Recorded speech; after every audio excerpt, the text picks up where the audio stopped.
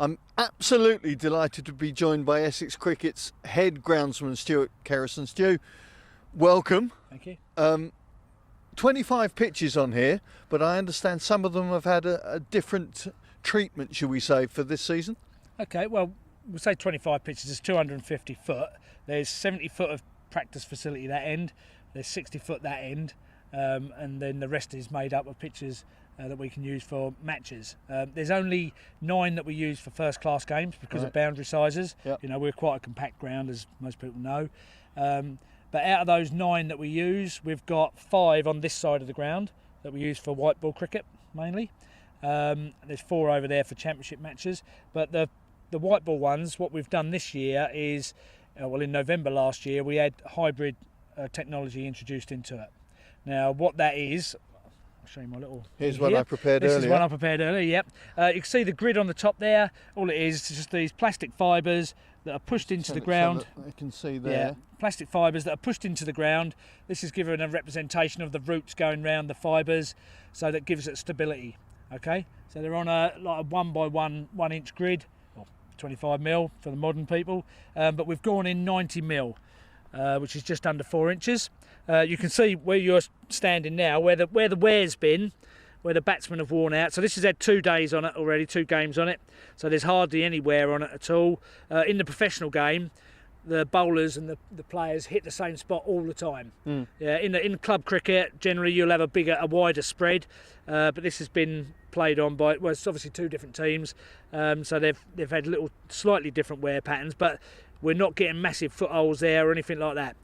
We went with the green and brown twine, just so it didn't show up quite so much in the winter. If we'd gone with all the brown twine during the winter, it looked like we've got a white pitch out here. So hopefully we won't have any problems with that cosmetically. But the whole point of it is to give us better pitches for a longer period of time. Yeah, so this one we played on last Thursday, we played on it Saturday, we're playing on it today on Tuesday, we'll play on it again for the Sunrisers game at the end of the week, and hopefully next week we'll have another game on it. What we've found on the pitches is that they are better pitches longer. Yeah, that's our sort of mantra we're going with at the moment.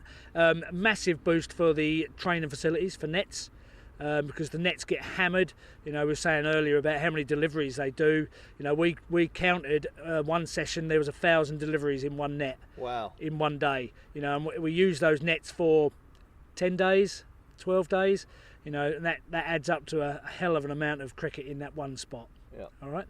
So, from this pitch here, I mustn't call it a track. He tells me off for calling it a track. It's not a train track. From this pitch here, how many matches will you get from it in the course of a normal season? I know we're in a slightly different setup right now. Well, so some of the one of the pitches over there that we've used, the one with the stumps on, as you can see over there, that's been used for bowl throughs. We've had 3 days of second 11 cricket on it. We've had a range hitting we've done on it a couple of times. You know, that's probably had 12 days worth of cricket on it. Right. But it's been prepped 4 times because it was prepped before the lockdown.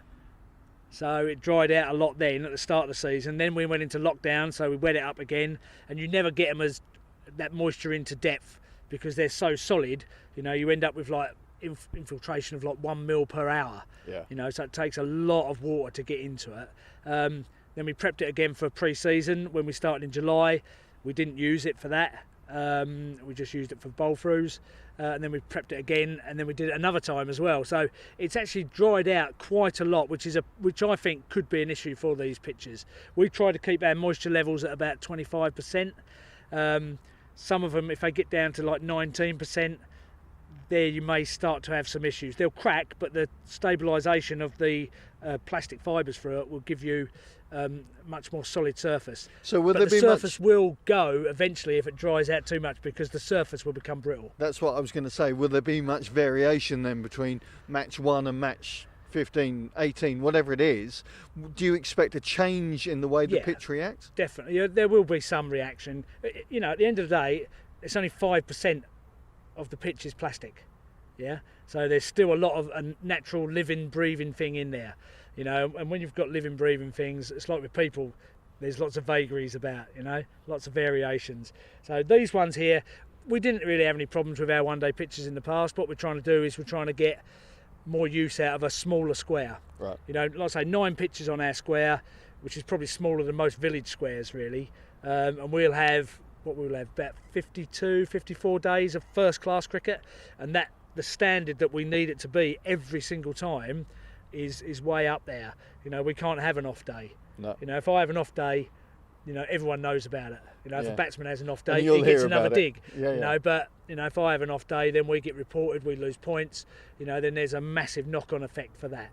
Okay? And more counties doing this. I think you said the Oval has got Yeah, some I of think these hybrid like pitches. I say, Will we've more- got out of our 250 foot, we've got 150 foot is hybrid pitches. Like I say, mainly the practice areas. We've got 3 match pitches we can use. The Oval's got a similar amount. Obviously, they've got a massive square I was down going there. to It say goes a from lot one bigger side of the square, ground. but yeah. Goes from one side of the ground to the other. But I should think pretty much every county square in the country has got at least one hybrid on it. It's started to filter down to schools and to some of the more course. wealthier Of clubs. course. It's not a cheap option, but you know, we think that It's a longer term option. yeah, we think that the improvement that we've had has certainly been worth the investment. One question I have to, and I've always wanted to ask every head groundsman, how important is the aesthetic look of it? When you see players sliding for runs and things, are you curling up inside going, don't do that, this is my pitch? No, I'm not that precious about it. If you did it on the square, I might be a bit more anxious about it. On the length. But on the outfield, you know, we're here to play cricket. Right. You know, if it was just going to be all striped up and looking nice, I might as well be a gardener. But you know, I'm a cricket groundsman. You know, the challenge for me is the skill involved in producing the different types of pitches. So for one days we want belters. Although I think if you ask Simon Harmer, he'll want them to turn a bit like the one at Edgbaston did. But in the 4-day ones, we want good cricket pitches, you know, which nibble a little bit, and hopefully if you bat well, you get runs on it. Well, you are one of the best, no question, Stu. Thank you ever so much for your time, taking you right into the middle of the pitch, not the track.